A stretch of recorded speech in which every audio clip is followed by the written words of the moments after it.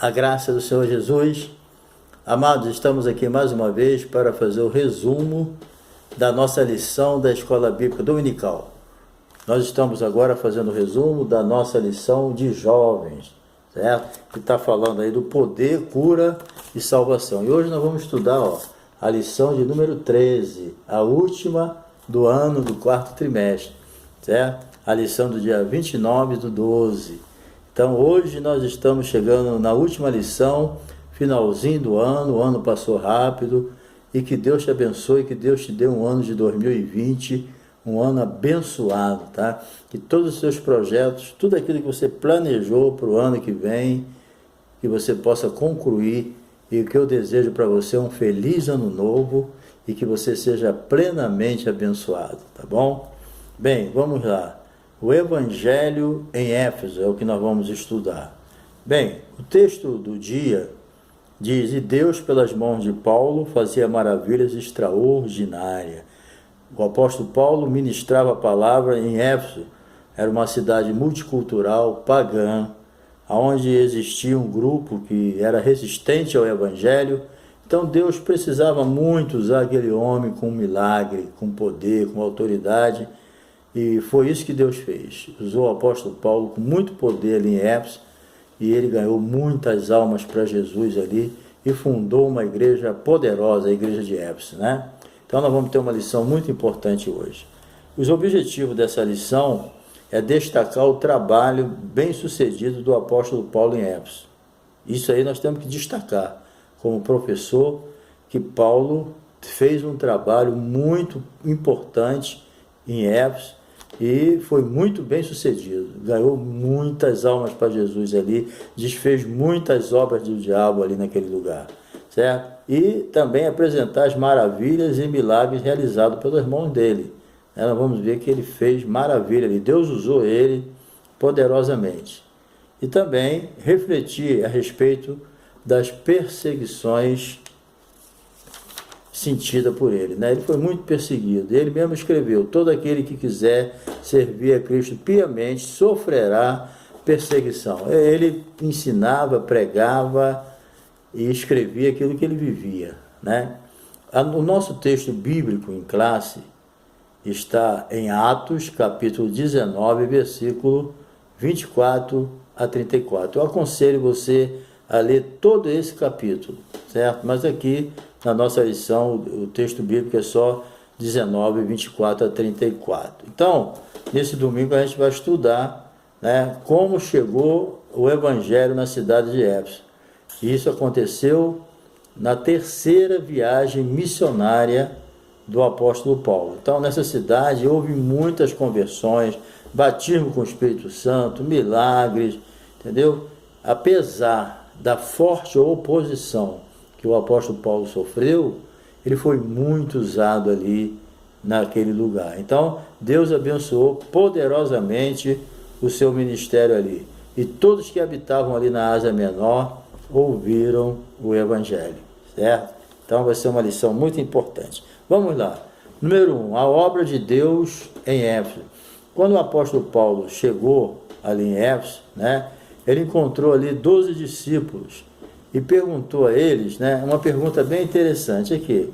Disse-lhe: recebeis vós já o Espírito Santo quando creste? Então, quando ele chegava num lugar que tinha crente, a primeira preocupação que Paulo tinha, assim, já foi revestido de poder, já recebeu o poder, e ele recebeu uma pergunta aparentemente estranha, né? Eles disseram: nós nem sabemos, nem ouvimos falar que existe o tal do Espírito Santo, né? Você sabia que isso aí não é só lá em Éfeso? Tem muitas igrejas, hoje, agora, na nossa época, que não sabem nem que existe o Espírito Santo. Eles não sabem, entendeu? Não foram ensinados. E tem outros que têm o Espírito Santo como uma força ativa. Para ele, o Espírito Santo não é uma pessoa, é como um vento, como uma chuva, é uma força qualquer da natureza. Mas o Espírito Santo é uma pessoa. Ele fala, ele orienta, ele dirige. Quando Jesus falou: quando eu for, vou enviar outro Consolador, Jesus estava falando de outro da mesma qualidade dele, divino, entendeu?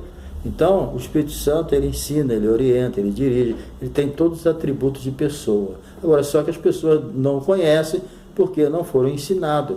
Mas o apóstolo Paulo aqui, ele explicou a eles, impôs as mãos sobre eles, né? E a Bíblia diz que quando Paulo impôs as mãos sobre eles, veio sobre eles o Espírito Santo, porque eles só tinham sido batizados no batismo de João. Entendeu? Era o máximo que eles conheciam. Mas aí quando Paulo impôs as mãos, eles foram cheios do Espírito Santo, começaram a falar em outras línguas e profetizaram. Entendeu? Então o apóstolo Paulo se preocupava com essa situação, se eles já tinham recebido o Espírito Santo ou não, se eles foram revestidos de poder ou não. E quando impôs as mãos que eles receberam o poder, esse poder que eles receberam não é para ser um crente melhor do que os outros, não é para ser superior. O Espírito Santo na nossa vida, o revestimento de poder, ele é para que você seja capacitado para ser uma testemunha. Jesus falou, ficar em Jerusalém até que do alto sejais revestidos de poder e sereis minha testemunha. Então o revestimento de poder não é para ser melhor do que ninguém, é para ser uma testemunha poderosa na mão de Deus. Entendeu? É essa a finalidade do batismo com o Espírito Santo. Então, outra coisa interessante também é que nós não devemos só desejar poder. Eu quero ser revestido de poder, eu quero ser unção, eu quero ser cheio do Espírito Santo. Isso é bom, mas a gente também devemos, almejar o conhecimento da palavra de Deus. Tu vê esses irmãos aqui, nem sabia que existia o Espírito Santo. Faltava o quê? Faltava o conhecimento. Então, nós precisamos entender que nós precisamos estudar a palavra de Deus. É muito bom buscar poder, é muito bom ser cheio do Espírito Santo, lógico, ser batizado, mas a gente tem que conhecer a Bíblia também. Nós não devemos ser ignorantes a respeito da palavra de Deus. Todo jovem tem que ser cheio do Espírito Santo, mas tem que ser cheio do conhecimento também, buscar conhecimento, estudar a palavra, entendeu? Tudo isso é muito importante.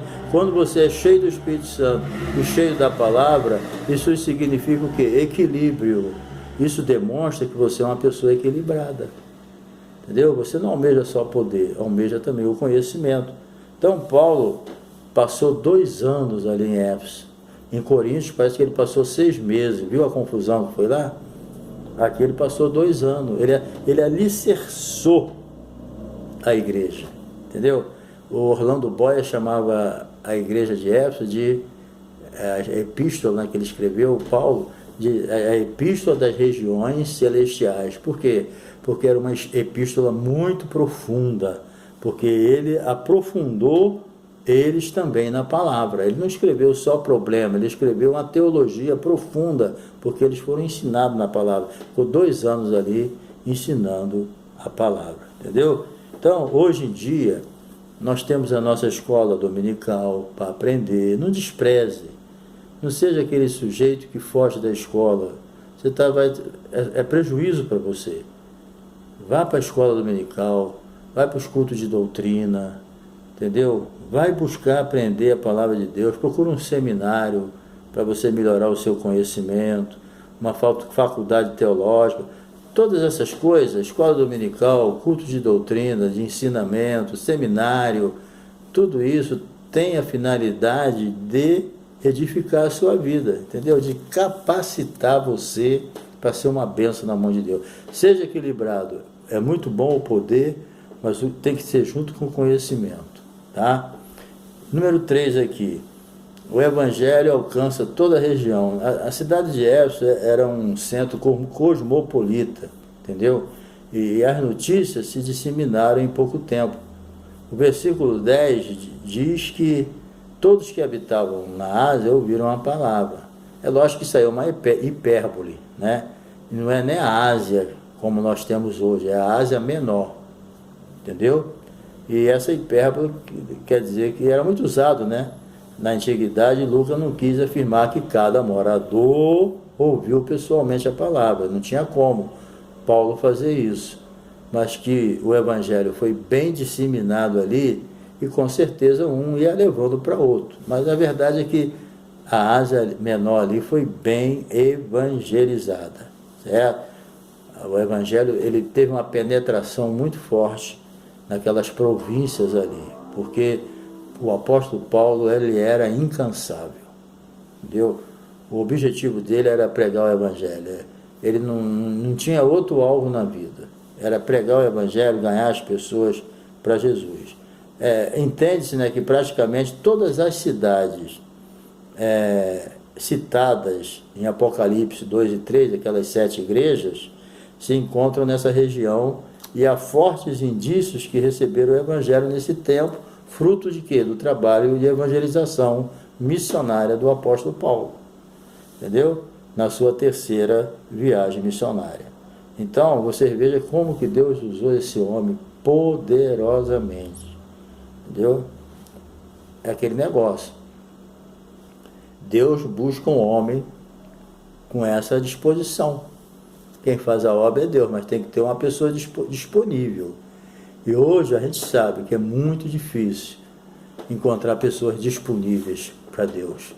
As pessoas estão muito presas com seus problemas, com as suas dificuldades. É difícil você achar alguém disponível, como o apóstolo Paulo, né? E quem se disponibiliza é usado. Isso aí você pode ter certeza. Deus tem limite para te usar, porque Ele não tem mais liberdade. Nós impedimos. Nós falamos para Deus assim, ó, até aqui pode, daqui para lá não dá. Aí pronto, Deus não passa, levanta outro, né? Bem, número 2 aqui, nós vamos ver maravilhas e milagres. Bem, pessoas curadas e libertas. Deus, Ele fazia milagres pela mão de Paulo. Essas maravilhas também contribuíam para combater a influência da magia. Porque a Bíblia mostra aqui que lá existia, né, muita bruxaria, muita feitiçaria, entendeu? A Bíblia diz aqui, ó, que também muitos dos que tinham crido vinham confessando, publicando seus feitos. Qual? Também muitos dos que seguiam artes mágicas trouxeram seus livros e queimaram na presença de todos. Feita a conta do seu preço, acharam que montava a 50.000 peças de prata. Entendeu aqui? Um lugar tão dominado pela feitiçaria, pelas artes mágicas, precisava de um homem cheio do Espírito Santo. Não adianta alguém ir lá pregar na carne, sem poder, sem autoridade, sem unção, ia perder o tempinho dele, porque lá o que prevalecia eram as feitiçarias, as artes mágicas, eram essas coisas que prevaleciam ali. Então, se não chega um homem cheio do Espírito Santo, não ia resolver nada ali. Ele ia fazer ali um trabalho social no máximo, entendeu? Bem, vamos lá. Então, não era nada de magia, né? Eles viram, né, que os milagres que Paulo realizava, a Bíblia diz que Deus, olha só, Deus, pelas mãos de Paulo, fazia maravilhas extraordinárias, de deixar as pessoas de boca aberta, de tão poderosamente que ele era usado por Deus. Mas tinha que ser assim, porque senão ninguém ia dar crédito a ele, entendeu? E depois perceberam que não era mais um mágico que estava ali, tinha algo diferente nele. Por quê? Porque a pregação dele transformava a vida das pessoas, entendeu? Então, os milagres eram realizados pela fé em Jesus. Não era nada de magia, como veremos a seguir. Quando se tem fervor espiritual, né, na palavra, os milagres acontecem, como foi em Éfeso. Milagres se tornam um resultado normal da pregação da palavra. Não precisa forçar a barra para Jesus curar. Ele é soberano, ele cura quando ele quer. Mas quando nós pregamos a palavra, ele pode curar normalmente, sem necessidade de forçação de barra. Entendeu? Tem pessoas que é obrigar até Deus curar. A gente prega, ensina e ora, e quem faz a obra é Deus. É assim que acontecia aqui. Paulo orava, pregava e determinava, e Deus fazia pelas mãos deles milagres extraordinários. Entendeu? Então nós, além do fervor espiritual, nós precisamos buscar o Senhor e a sua palavra para que os milagres aconteçam no nosso meio. Se não buscar o Senhor, amigo, não tem milagre não. E outra coisa, a gente se acostuma a viver um evangelho natural. Não tem milagre. Às vezes a gente faz na obra de Deus que qualquer incrédulo faz. Entendeu? Vê se algum incrédulo pode fazer um milagre. Não pode. Então Deus quer que na pregação da palavra nós venhamos a fazer coisas que ninguém mais possa fazer, a não ser nós que somos cristãos. Entendeu? O único que tem autorização para pregar o evangelho é os crentes, porque nós entregamos aquilo que recebemos. Nós não pregamos algo que nós não temos. O que eu recebi do Senhor, eu vos entreguei.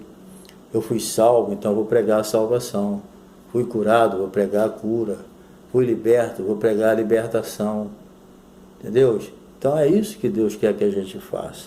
Então, os sinais, eles vão seguir quem? Os incrédulos? Não, esses sinais seguirão aos que creem. Em meu nome expulsarão demônio, falarão novas línguas, botarão as mãos sobre os enfermos e os curarão. Certo? Vamos ver aqui, os falsos obreiros. Bem, o diabo sempre procura botar a colherzinha dele ali, né? Então tinha uma turminha ali que viu que Paulo fazia era bonito, né? Os filhos de Cefas. Aí ele foi expulsar o demônio. Ele chegou, eu quero expulsar, eu te expulso no nome de Jesus, que Paulo prega. Passaram uma vergonha tremenda. Por quê? O demônio falou, eu sei quem é Jesus, eu conheço Jesus e sei quem é Paulo. E vocês, quem são? Você percebeu uma coisa aqui? O diabo sabe quem é Jesus. E sabe quem somos nós também. Ninguém engana o diabo, porque o diabo conhece a vida da gente. Ele sabe quem tem comunhão com Deus e quem não tem. O diabo sabe quem tem autoridade e quem não tem. O diabo sabe quem é o crente fingido e quem é o crente verdadeiro. Então não adianta fingir no púlpito, na igreja, no trabalho, não adianta. Quando eu finjo, o diabo está rindo da minha cara lá, está fingindo, eu conheço ele. Então o diabo sabe quem é Jesus, sabe que Jesus é santo. Ele sabe que para ser servo de Jesus tem que ter vida santa. E ele sabe quem é Jesus, mas ele sabe quem é a gente. Se eu sou um crente fingido, ele sabe. Se eu falo palavrão por aí, escondido, ele sabe. Se eu vivo uma vida que escandaliza a Deus, ele sabe. Então não adianta depois eu querer expulsar ele, ganhar alma para Jesus, que ele está dizendo, sai fora daqui. Eu sei quem é Jesus e te conheço também. Entendeu? Então a gente tem que ter uma vida de santidade e de verdade. A verdade tem que prevalecer na nossa vida, que aonde tem a verdade, a mentira sai fora normalmente. Entendeu? Bem, falsos obreiros existem. Então, eles quiseram expulsar os demônios. Eles achavam que era uma forma mágica. Falei o nome de Jesus, pronto, os demônios vão embora. Não. O nome de Jesus só tem poder na boca de quem serve a Ele. Jesus não é um nome mágico. Falou, tudo acontece. Não. Tudo depende da comunhão que eu tenho. Entendeu? Então, nós precisamos entender isso. O meu coração tem que estar com Jesus. A autoridade que Ele me dá depende da minha comunhão com Ele. Se eu não tenho comunhão com Jesus, eu posso falar o nome de Jesus à vontade, que não vai ter efeito nenhum. Uma vez Jesus falou assim, né, esse povo honra-me com os lábios, mas o coração está longe de mim. Nem todo que diz Senhor, Senhor, Senhor entrará no reino do céu, mas aquele que faz a vontade do meu Pai que está no céu. Tem que ser obediente. Nada substitui a desobediência. Nada. Nenhum sacrifício vai substituir a obediência. Certo? Número 3, limpeza geral. É interessante ver que o julgamento caiu sobre os falsos obreiros. Foi uma vergonha que eles passaram, porque o demônio deu uma coça nele e botou um nu. Então, veja só, passaram uma vergonha que eles não tinham nem noção. Mas por quê? Porque foram entrar em área que não pertencia a ele. Com Deus não se brinca, entendeu? Mas esse fato, por isso que todas as coisas cooperam para o bem daquele que serve a Deus, né? Por quê? Porque esse fato, né, levou as pessoas a temer. Quando esses picareta usaram o nome de Jesus em vão e o demônio deu uma coça neles, eles viram a diferença de Paulo para eles. Está entendendo? Eles viram que há uma diferença do missionário apóstolo Paulo desses picareta aqui que tentaram usar o nome de Jesus em vão e apanharam dos demônios.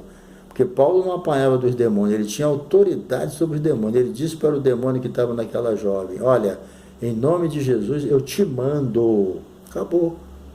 Então, isso foi bom para mostrar a diferença de Paulo para os demais. Foi bom para mostrar a diferença do falso do verdadeiro. Entendeu?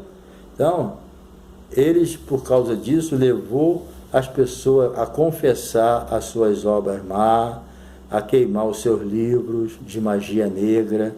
Entendeu? Então, quando o poder de Deus é derramado, ocorre o arrependimento, os altares são purificados e o pecado é abandonado. É isso que é necessário. Entendeu? Bem, vamos para o final agora. Mais uma perseguição. Certo? O caminho da mais uma perseguição, o caminho causa alvoroço. O caminho aqui era o povo que servia a Deus. Jesus mesmo falou: eu sou o caminho, a verdade e a vida. Ninguém vem ao Pai a não ser por mim. Então, certo pregador disse: os sermões mais eficazes são aqueles que fazem os opositores rangerem os dentes e morderem os lábios. Às vezes a gente prega uma mensagem, todo mundo acha bonita, né? Pô, que mensagem, mas não tem mudança de vida. Entendeu? As mensagens dos apóstolos, elas traziam ódio a uns e conversão a outros. As mensagens de um homem cheio do Espírito Santo, ela nunca é neutra. Ou ela vai trazer raiva para uns e vai trazer conversão para outros, senão não tem efeito nenhum. Então você vê que quando os apóstolos pregavam, muita gente aceitava Jesus e muita gente ficava com ódio deles. Essa que é a mensagem que deve ser pregada hoje, mensagem que mexa com as pessoas. Essas mensagens light, que soa bem aos ouvidos, que não exige nada, vem como está, fica como está, porque Deus é amor, cuidado. Essa mensagem não agrada não, pelo menos nunca vi os apóstolos pregarem essas mensagens não, certo? Então, com certeza, quem prega o evangelho verdadeiro, ele vai, pelo lado, ter amigo, pelo outro lado, inimigos. Inimigo que odeia o evangelho, não aceita a mensagem porque mexeu com o pecado dele. E os outros que resolveram aceitar é porque resolveram abandonar o pecado. Mexeu com o meu pecado, mexeu com a minha vida, mas eu quero viver uma vida correta diante de Deus. Eu vou abandonar meu pecado e vou servir a Deus. Agora, quem não quer continuar no pecado, deixa para lá. Ele vai te perseguir também. Entendeu? Então, houve um alvoroço. Foi isso que aconteceu em Éfeso. Entendeu? Um grande alvoroço por causa do caminho, por causa das pessoas que se entregavam a Jesus. Entendeu? Isso dá em razão de Paulo, a sua pregação. A pregação de Paulo, ela confrontava o estilo pecaminoso que as pessoas viviam, o estilo de vida pecaminoso. Então, quando Paulo pregava, a mensagem dele batia de frente com o estilo de vida contaminoso que aquelas pessoas viviam. Entendeu? Então, pecaminoso, aliás, perdão. Estilo de vida pecaminoso, não é contaminoso não, pecaminoso, apesar que contamina também, né? Mas aqui é pecaminoso, entendeu? Então a boa pregação não é aquela que causa apenas alegria, mas aquela pregação que deixa você desconfortável, entendeu? Quanto aos nossos pecados. Então a igreja hoje, ela precisa se conscientizar de sua missão, de que não pode se conformar com esse mundo. Tem igreja que é proibido falar de pecado. Vai constranger as pessoas. Aí elas vão para o inferno com o pecado delas. Isso é o diabo, gente. O diabo está colocando medo nas pessoas de dizer a verdade. Eu não digo ofender as pessoas, é pregar o que está escrito. Dar nome aos pecados. Né? Hoje em dia não pode nem falar o nome do pecado, porque senão, que isso? Que evangelho é esse? Eu nunca vi isso na Bíblia, não. É uma covardia tremenda, ou a pessoa também, né? Vamos lá. Número 2, Diana dos Efésios. Então, olha só, a deusa grega Ártemis era conhecida como Diana entre os romanos. Ela era considerada a deusa da fertilidade. O templo para Diana, também conhecido como Ártemis, em Éfeso, foi considerado uma das 7 maravilhas do mundo antigo. Então, era muito importante para as pessoas naquela época, né? Então, ela era considerada, e quem não respeitasse, com certeza era perseguido, discriminado, né? E veja o ambiente que o apóstolo Paulo estava pregando o evangelho, certo? Então, ela foi até esquecida por um tempo, né? Mas em 1965 esse templo foi descoberto de novo. Então, o templo de Diana em Éfeso era de fato famoso em todo o mundo, a verdade é essa. Finalizando, porque a gente não vai ficar detalhando muito isso, né? Mas ele era famoso em todo o mundo da época. Então, a venda de ídolos ali deve ter sido um comércio substancial. Por quê? Porque a perseguição começou por causa disso. O evangelho, ele acaba com os ídolos. Você não precisa brigar com os ídolos, só pregar o evangelho, que o evangelho derruba os ídolos. A conversão de muitas pessoas em Éfeso estava causando o quê? Um prejuízo financeiro. Entendeu? O lucro estava indo embora. Por quê? Eles viviam de venda de ídolos. Aí, como as pessoas iam se convertendo, eles iam deixando os ídolos de lado. Ninguém queria mais saber de ídolo. E isso aí estava trazendo um prejuízo no comércio de ídolo. Então, eles se revoltaram contra o apóstolo Paulo e ele teve que ser apedrejado por causa disso. Então, o evangelho, o povo daquela região era fascinado pela deusa Diana, entendeu? Então, ainda hoje há muita gente fascinada pelos deuses da pós-modernidade, mas o evangelho derrubou os ídolos, reverteu essa situação, pois os livros de bruxaria foram queimados e a adoração no templo foi seriamente ameaçada. Acabou, entendeu? Mas o alvoroço veio porque estava dando prejuízo financeiro. O que levou Paulo a ser preso lá em Filipos? Foi porque ele expulsou um demônio de uma jovem que era escrava, e ela estava dando grande lucro aos seus senhores através da adivinhação. Então, quando Paulo expulsou aquele demônio, que eles viram que o lucro não ia ter mais, eles prenderam Paulo. Aqui também, quando eles viram aquela multidão de gente aceitando a Jesus, largando os ídolos, as bruxarias e se convertendo publicamente, eles se revoltaram contra Paulo, fizeram uma reunião e falaram: esse Paulo aí é uma peste, ele prega uma palavra aí que todo mundo segue ele, está todo mundo largando o lucro, a nossa Diana vai cair em descrédito. Aí fizeram aquele horroroso. Então, como diz o comentarista bíblico aqui, o evangelho, e somente o evangelho pode desacreditar o mal e reverter as tendências vistas atualmente na nossa sociedade. Nós vivemos num país da pós-modernidade, num mundo, né, globalizado, vivendo na pós-modernidade. Não adianta brigar e obrigar as pessoas a entender. Nós temos que pregar a palavra.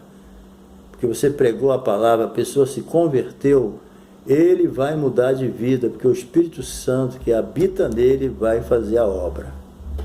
Então, querido, que Deus abençoe vocês nessa última lição, certo? Eu te agradeço por ter estado conosco aí esse ano todo. Continua conosco aí, continua nos visitando, continua orando por nós, para nós continuarmos com o nosso comentário, tá bom? Nosso comentário é sempre um resumo, né? Só para ajudar, Mas fica conosco aí sempre. Se você desejar, dá um like, dá uma curtida aí boa, não deixa de tocar no sininho para receber novos vídeos e compartilhe também, tá bom? E se você não se inscreveu,